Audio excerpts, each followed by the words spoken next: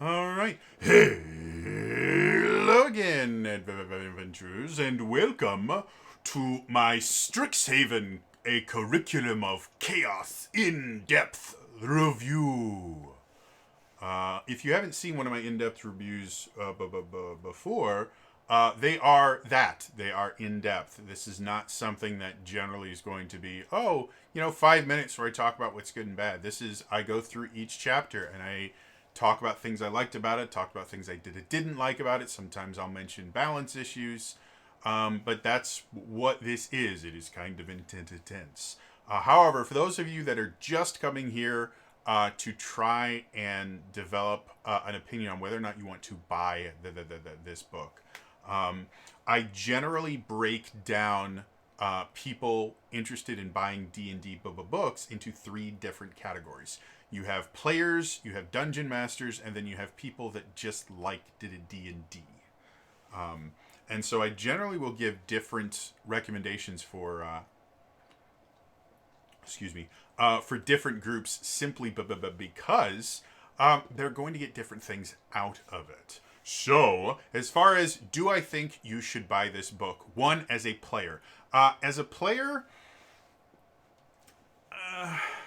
There's some interesting stuff in here. The character options that are introduced here, I have a strong dislike of. I will get more into that when I actually go through that chapter. It's chapter 2. But the new Owlin race is pretty cool. The new spells are okay. I have no idea why a few people made this huge hullabaloo about one of the spells when right before the spells is a massive problem that creates a huge unbalance in the game, and nobody talked about it, but whatever.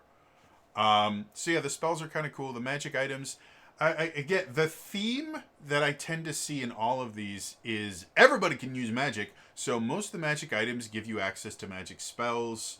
The feats all give you access to magic spells. So if you're going to get this book, everything about this book is about magic.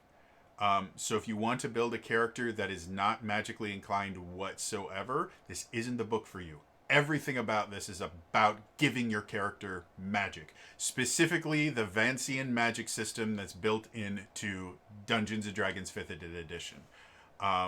So yeah, that's what it's all about. Is it will give you some spells and spell levels, and so it is. So if that sounds appealing to you, you might want to pick up this book. As far as being a player, a lot of this book is geared towards dungeon masters. So the majority of the bulk of this book is not only not going to be useful for you, but is going to be actively. I'm going to actively discourage you from reading the rest of the book, because like half the book or over half the book is a bunch of adventures. It's basically this book is a campaign that takes you from 1st to 10th level.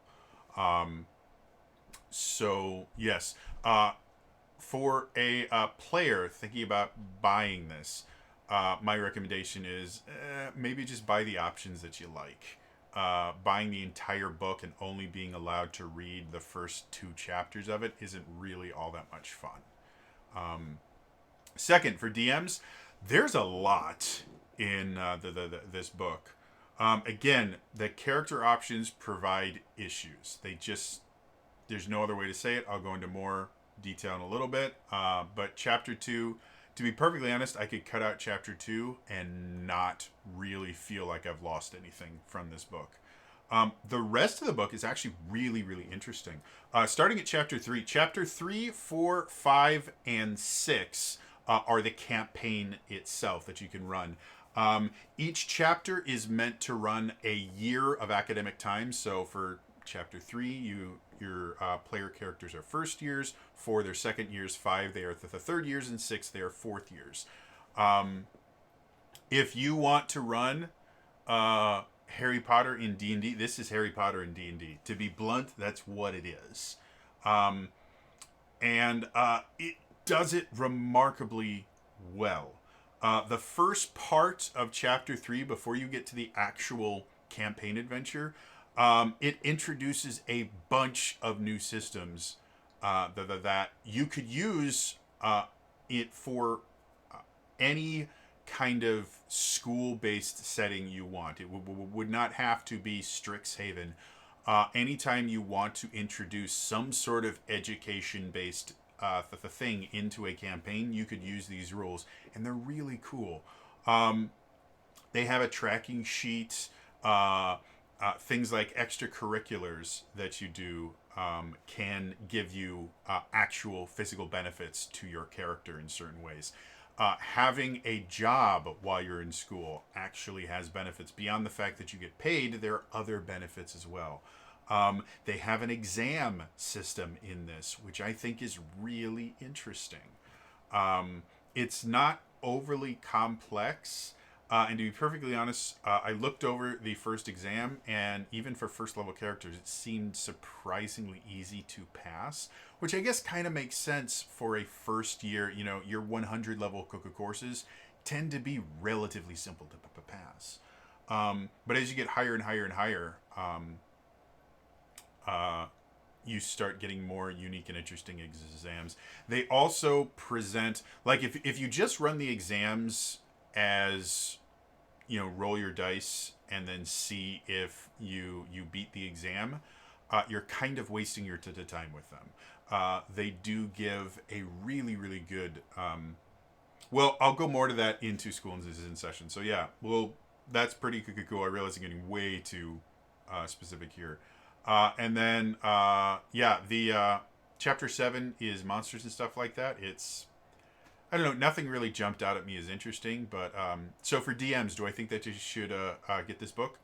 Yeah, I think there are things in it that could be useful whether or not you ever want to run a Strixhaven campaign. So I would say yes, pick up this book if you're a DM. For people that just like reading about D&D, pick up the book. There's a ton of lore here. It's really, really interesting. The Fiends and Foes section, the bestiary part, has tons and tons and tons and tons and tons and tons and tons of lore. The different colleges all have tons of lore in them. The adventure itself is built up with lore. So if you enjoy just reading about D&D and experiencing the world, this is a really cool thing. Also, again, this is a Magic the Gathering setting, so if you're a Magic the Gathering player, this can give you a lot of lore about Magic that doesn't really show up in the game that much. Most of the lore for Magic is flavor text on cards, and it's real hard to get it all together. So if you are just someone that's interested in D&D or Magic in this case, yeah, I think it's worth it for $30. I think it's great. $30 is the digital version. I think it's $50 for the physical. The book itself is beautiful. So yes. So that is my recommendations. Again, I went a little bit more in detail than I wanted to here. I am not feeling well right now, so I'm not thinking straight. But overall, players, maybe don't buy this book. DMs, yes, buy the book. It's a good book. Minus chapter 2. And then people that are just interested in D&D lore or reading about D&D or Magic the Gathering, yeah, I think you could justify buying at least the digital copy of the book. The physical might be a little bit more than it's worth for the amount of stuff you get, but definitely the digital copy on the D&D Beyond. So that being said, let's dive into the specific chapters and everything. So the first section is actually called Welcome to Strixhaven. And I have to mention, the book is beautiful. D&D books in general are beautiful. The artists that they get for these books are phenomenal.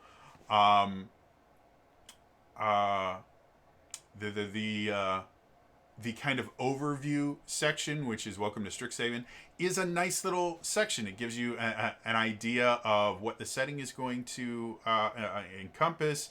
It gives you an idea of how to introduce characters that may not be wizards, sorcerers, or warlocks. You know, a lot of people would think, oh yeah, the only characters you can play are spellcasters.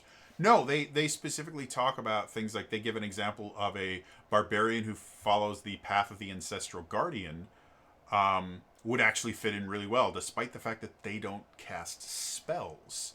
for the most part that I remember. Yeah, they don't. They're not a spellcasting, and they're a barbarian. Barbarians are not known for their spellcasting. So yeah, it's a nice little intro section. I like it. It's cool. It's relatively short compared to some of the other intro sections, but worse things have happened. Moving on to chapter 1, Life at Strixhaven. This is actually a really cool thing.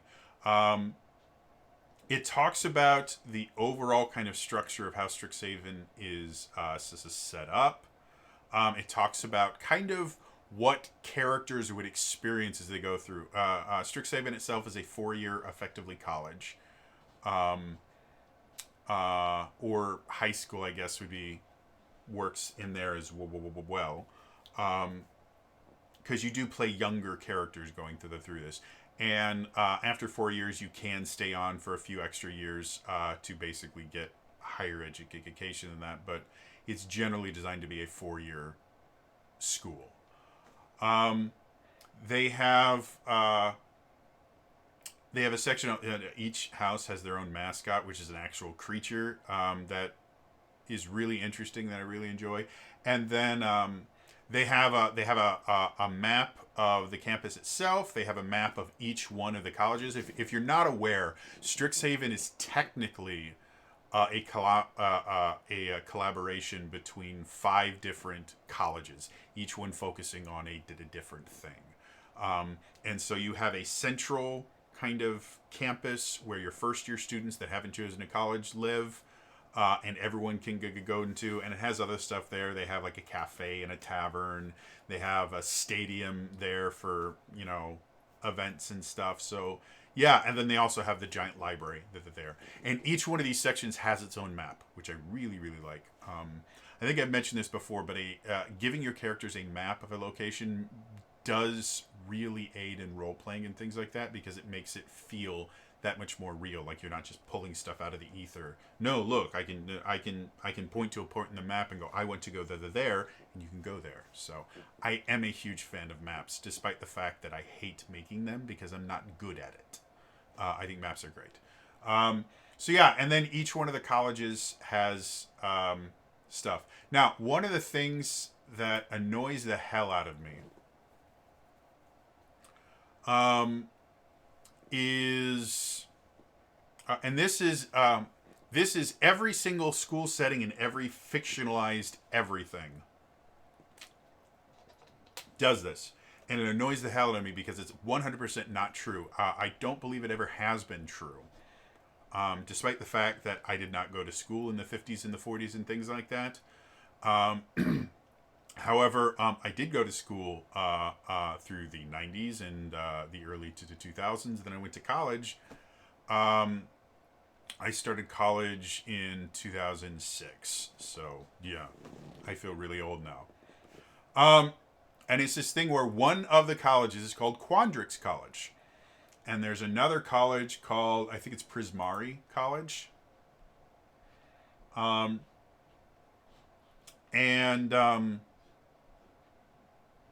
What they are is, the Prismali College is the arts kids. They're the band geeks and all those other things. And then the Quandrix College is the nerds. They like numbers and things like that. I'm going to tell you guys something right now. This is from a band geek who happened to also take calculus their junior year of high school. In a class full of seniors, and got the best grade in the class for most of the year. I was either number 1 or number 2 until I got bored. And I almost aced the AP exam for it.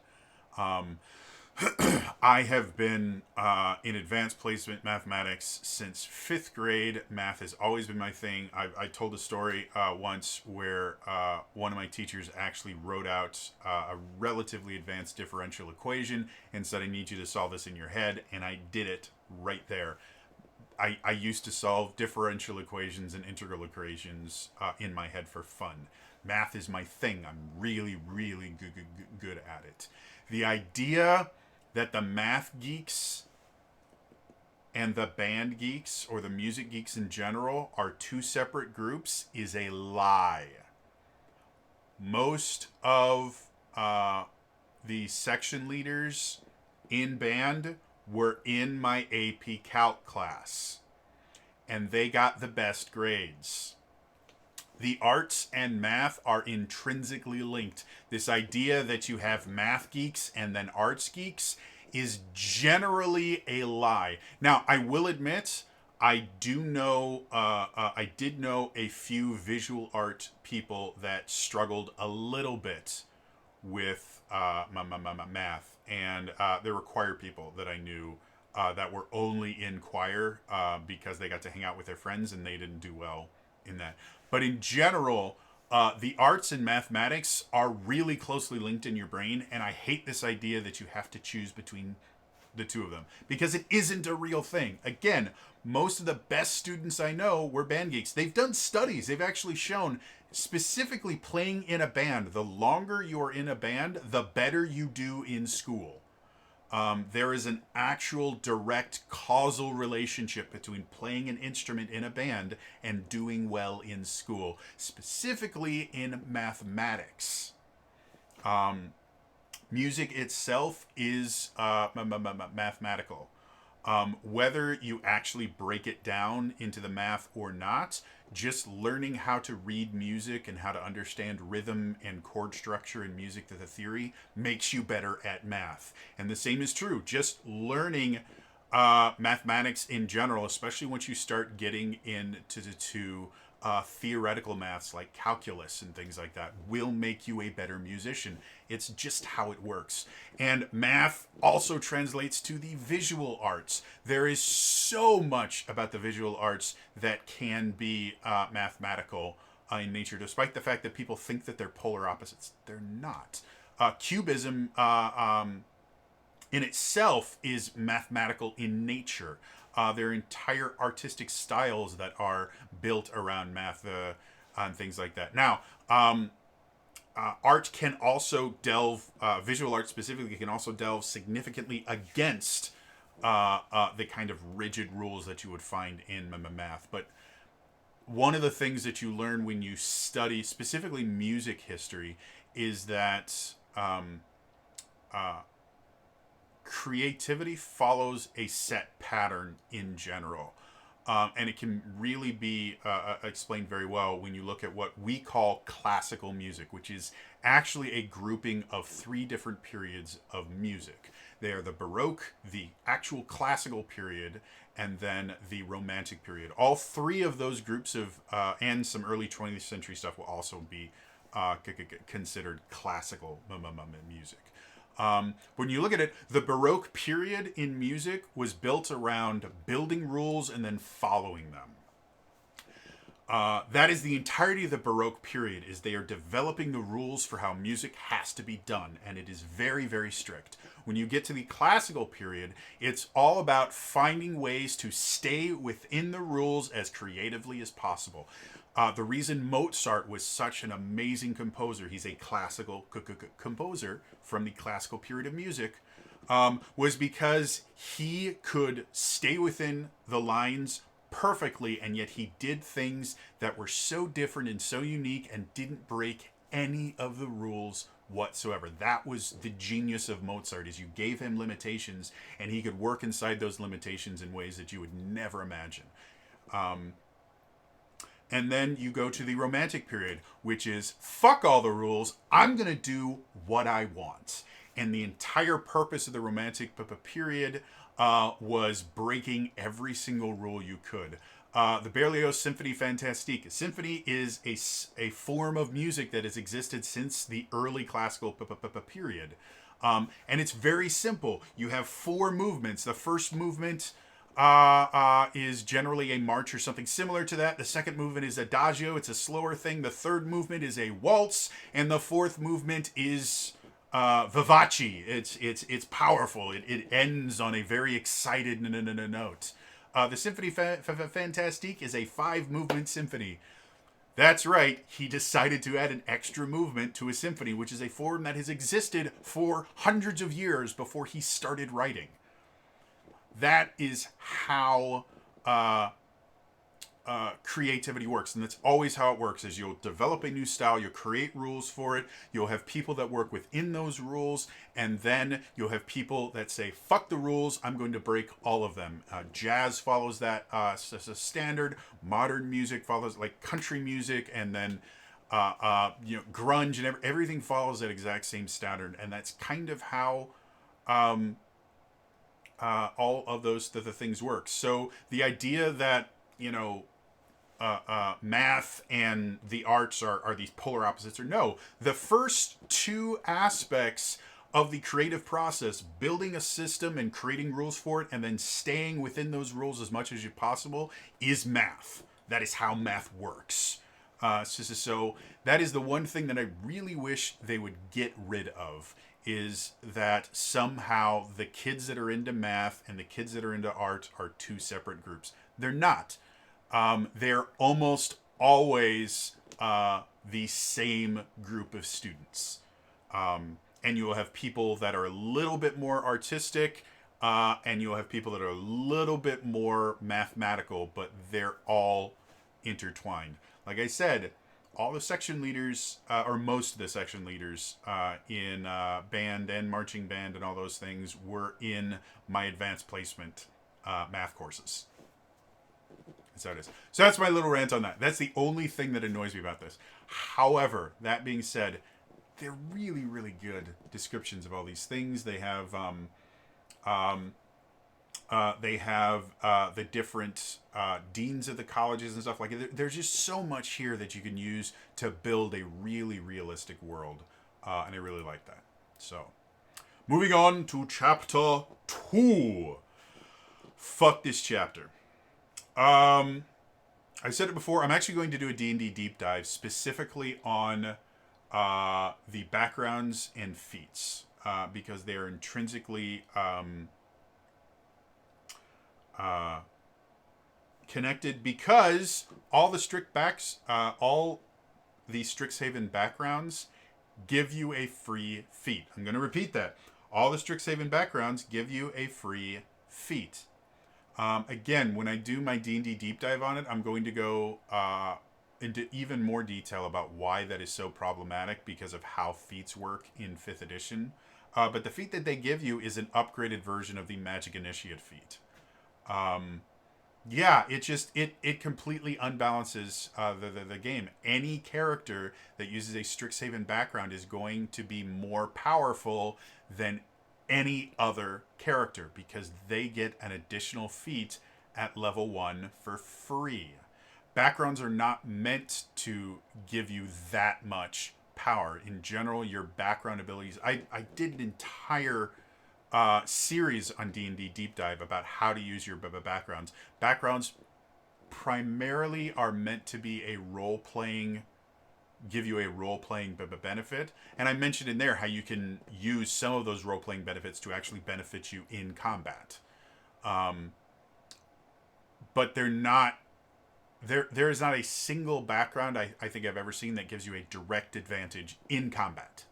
And that's what these do. And it blows my mind that, again, I had people get mad at me. I lost a subscriber because I talked about this drama where people were like, yes, I'm banning this one spell because it's totally broken. Literally, right before the spell section is the feat section, and right before the feat section is the background section. Why the hell would you get upset about a single spell? It's not that big a deal when the feats break the game. So yes, Owlin is actually pretty interesting. I'm fine with Owlin. I think it's cool.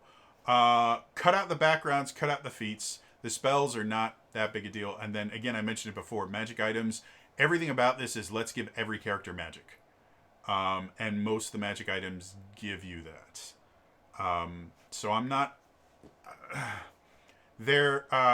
something that you see a lot of is the same thing with a slightly different flavor. Like, all the feats are one feat. They're one feat with 5 different flavors.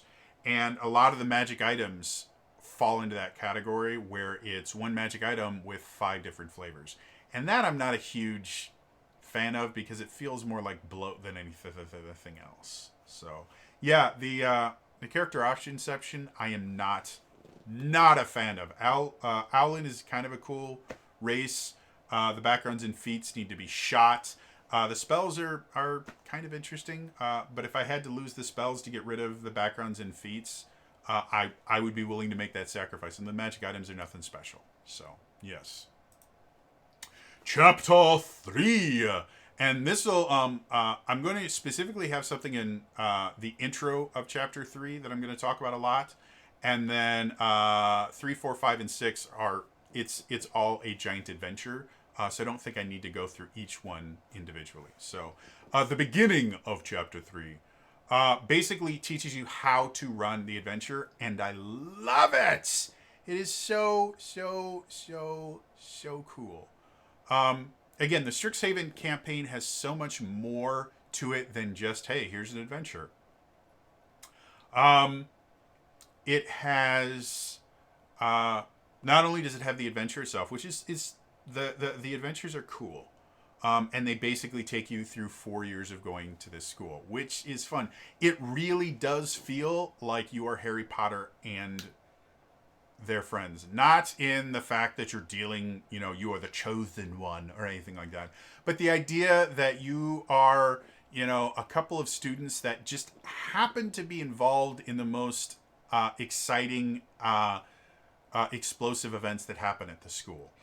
There's a line in one of the later Potter movies that I don't know if it was in the book or not, but I thought it was brilliant, where McGonagall goes, "Why is it whenever anything happens in this college, it's always you three?"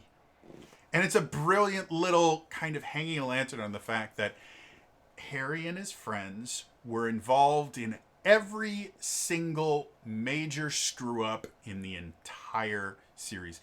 Anytime anything happened at that campus, it always happened involving Harry and his friends. Always, always, always, always, always, always, always.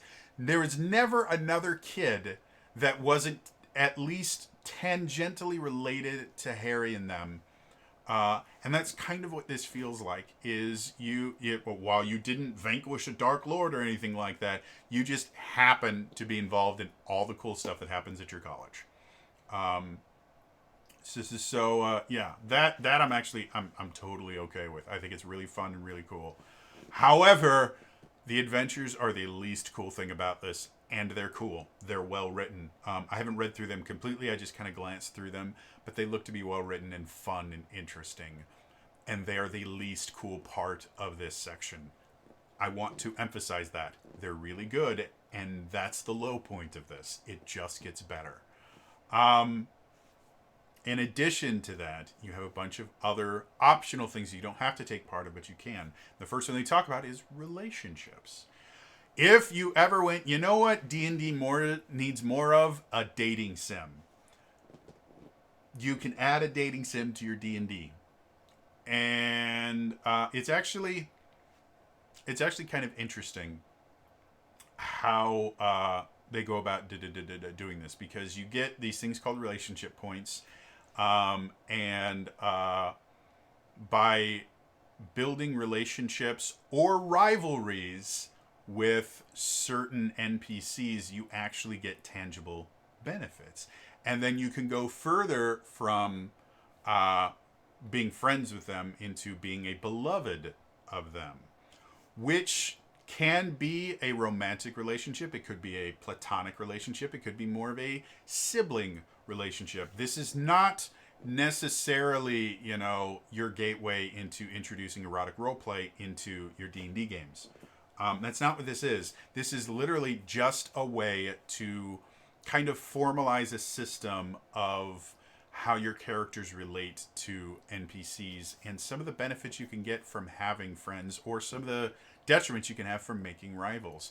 And there's just so much to this. Some of the best aspects of kind of fictional school-based stories is the relationships between the characters, the rivalries that form, the friendships that form, sometimes turning a rival into a friend and vice versa. Like, those are really, really interesting story points, and this gives you a pretty decent roadmap about how to navigate that kind of stuff in a D&D setting.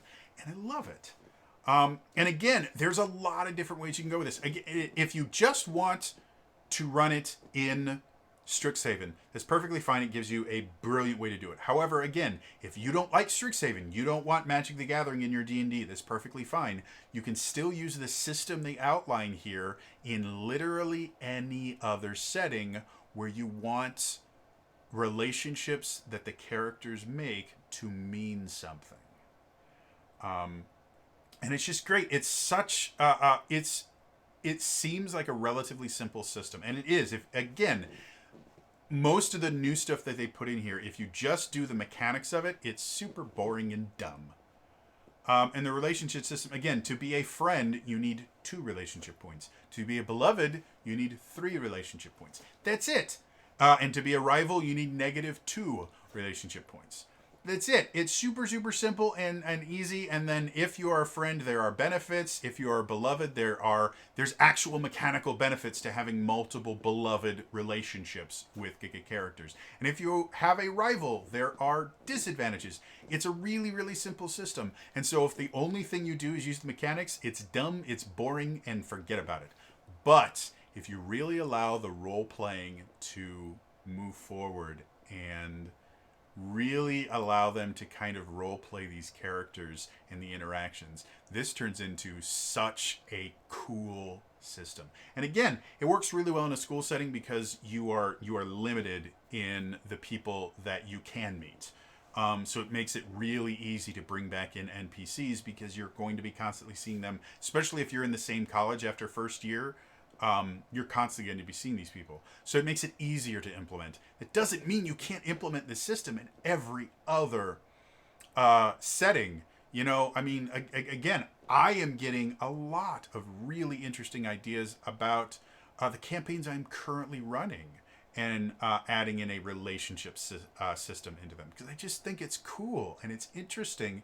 And again, it's something that I've tried to do on my own, and I have failed miserably at it because I tried to make it too complicated. For someone that talks about complexity for complexity's sake and how evil that is, I tried adding relationship systems to my things, and I made them too complex, and they just burned. And so the simplicity of this is just genius. So yes, I like that. They the next part, they actually have a thing called the Strixhaven tracking sheet.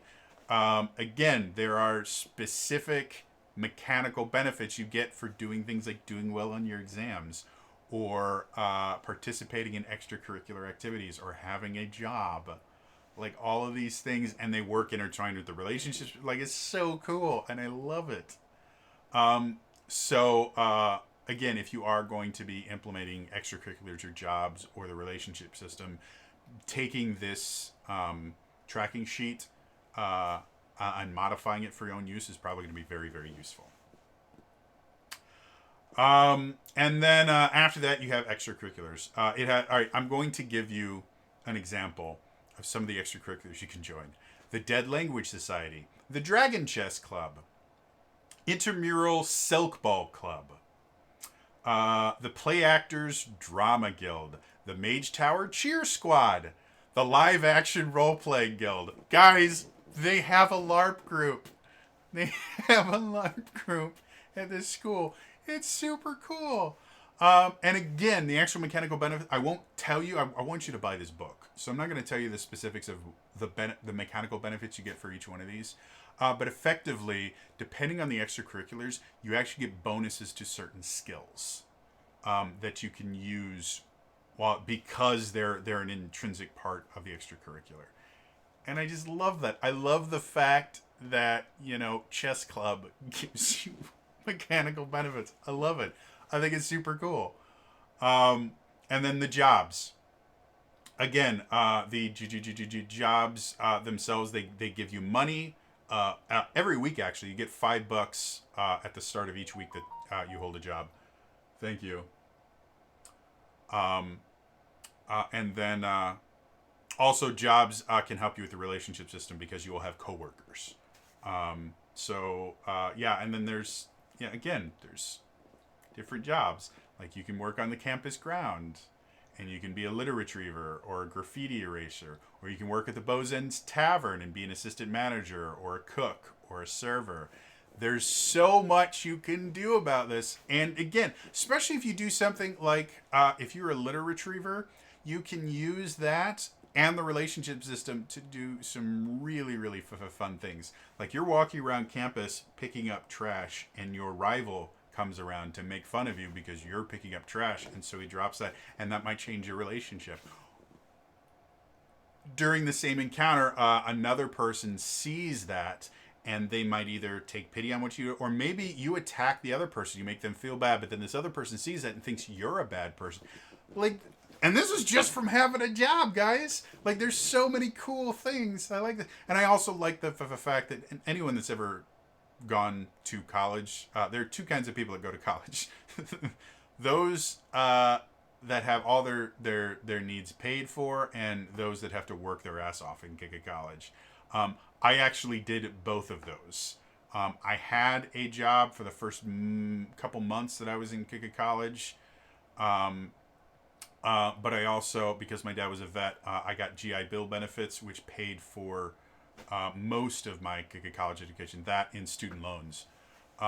So I got to start off as someone that had to work and have a job, and then the rest of my first time in college, was not, and it's a very, very different experience, especially since I was a theater major who minored in music, meaning theater majors were the hardest working people on campus other than the nursing majors, because nursing majors just never stopped. They were nuts.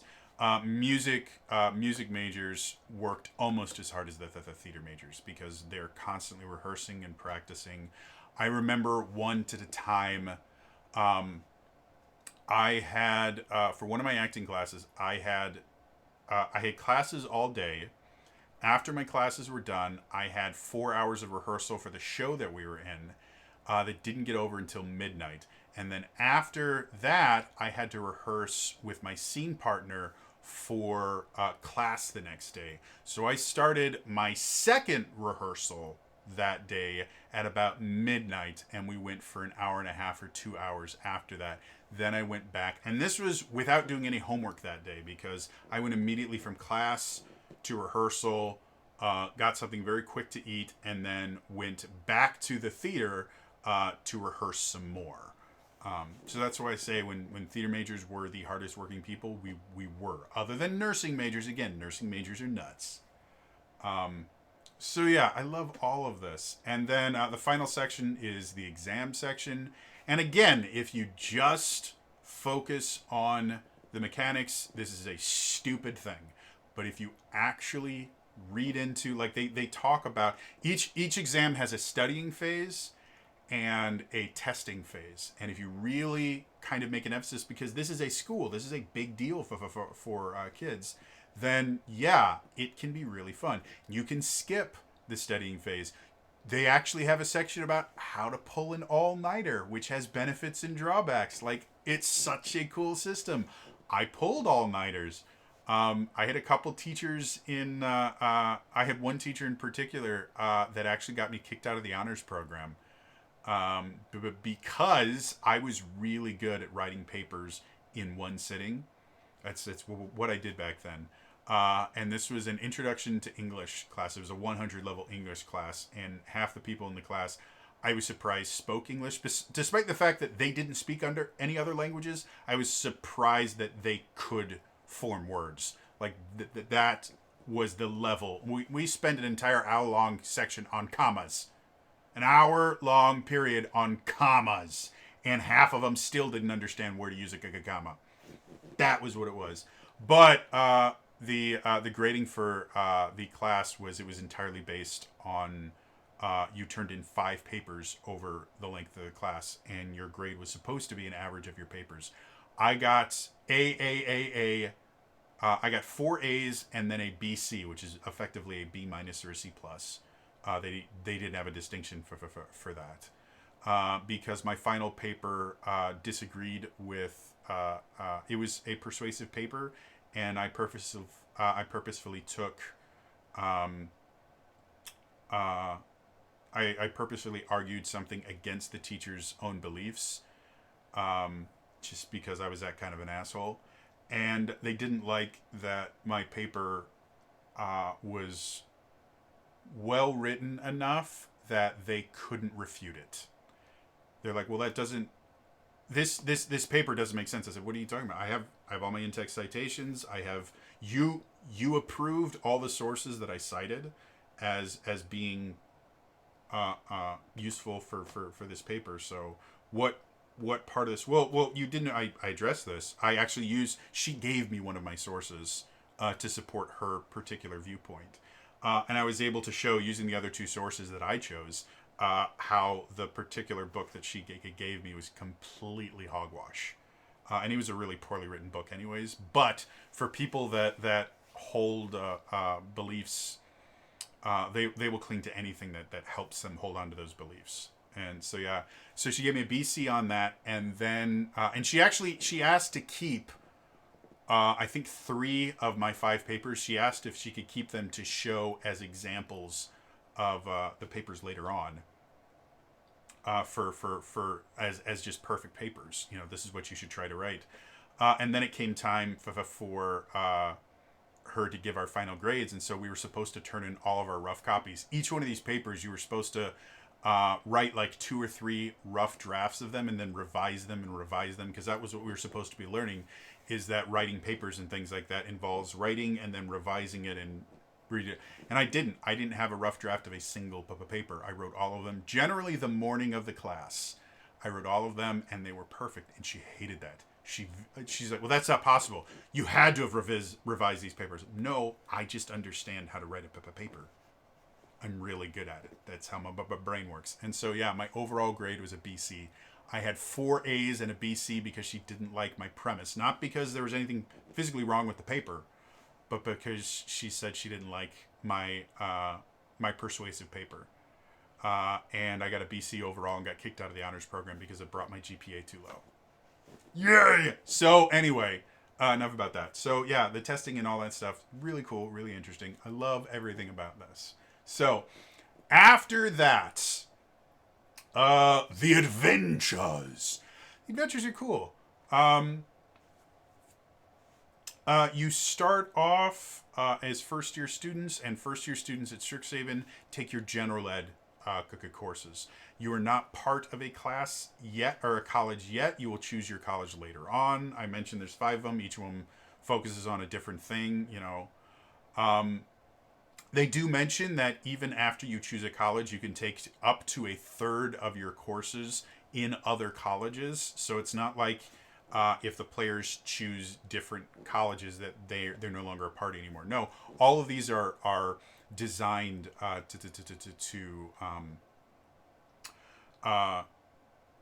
all these adventures are designed to basically incorporate all the different colleges into the things like that. So don't worry about however they choose their colleges, is perfectly fine. They do use a milestone leveling system where after you complete different sections, you will level up to the next level and the things like that, which I'm perfectly fine with. I've never been a huge fan of the EXP system. I prefer milestone leveling because it gives the DM a little bit more control over when they want to add power to the party, and it lets them reward the players for doing cool things. And then they do have a fellow student section. This is the relationship. This is the dating sim part. Each student has a very, very gorgeous portrait. They have the extracurriculars, the jobs that they have. They have their bond boons and their bond banes, which is whether they are a friend or a rival. And yeah, it's just really well written. You have, I believe, each year you have 2. You have 2 exams every year. I might be wrong. It might be 3 exams. The first year definitely has 2 exams. I know that. Basically, after each exam, it looks like. No, because some of the exams don't. But basically, you have 2 to 3 exams every year, and then you have all these other things. And they're cool. Like I said, the adventure itself is fun. It's interesting. It's well written, which is what you kind of expect from Wizards of the Coast at this point. They really don't tend to put out bad adventures, not like early Adventures League stuff where the adventures were poorly written and they didn't make sense, and you had to do a lot of work to run them. These are generally pretty well done. Especially if you've never DM'd something before, this can be a really, really great way to give you a very interesting, fun, customizable campaign you can run from 1st to 10th level, which should take you, depending on how often you get to play, should take you anywhere from about 6 months to maybe a couple of years to go through the entire thing. Again, depending on how often you get to play and how long you get to play. So, yeah. Overall, the adventures themselves are cool. They're interesting. Each one of the exams are super, super fun to role play and things like that. And they just have so many cool things that you can do about them. And you do get to do some pretty cool stuff. I won't spoil anything about it, but you do get to do some cool stuff. So there. Chapter 7. Friends and foes. It's the bestiary. For the most part, I wasn't blown away. Like the bestiary for Fizzbands, I was blown away with just some of the really cool stuff that existed here. Here, not as much. There's some cool stuff. Each one of each one of the schools, by the way, if you're not aware of this, each one of the schools was actually founded by a dragon. So all the dragons have their stat blocks here. None of the dragons I was particularly impressed with. Wizards of the Coast did say that running spellcasting monsters is really difficult in D&D 5th edition. It's far too complicated, so they decided to simplify spellcasting monsters. And for every other spellcasting monster, I'm perfectly fine with that. But for the dragons themselves, like Beladros Witherbloom, is a challenge rating 24, effectively an ancient dragon. And he's an ancient dragon that founded a college of magic. And he has 1, 2, 3, 4. He has 5 spells he can cast. Each one he can cast once per day. That just doesn't feel very good. Again, I understand the purpose behind why they did it. I would prefer, at least for the dragons, for really, really powerful, legendary monsters that would be something that you would fight with a full party completely on their own. I would much rather them have the old spellcasting system. For everybody else, yeah, go ahead and do this. But the fact that Witherbloom doesn't have a single offensive spell that they can cast really annoys me. Despite the fact that Witherbloom is kind of the druids and they're supposed to be kind of the healing stuff, it's a frickin' dragon that started, like, druids. Druids can rain down hellfire and stuff like that. Like, they're really, really powerful spellcasters. And so this is a dragon druid. An ancient dragon druid that it gets greater restoration, mass cure wounds, plant growth, revivify, and speak with dead. Like, none of that is really, especially since revivify, again, it's a neutral good dragon, so technically you're not supposed to be fighting it.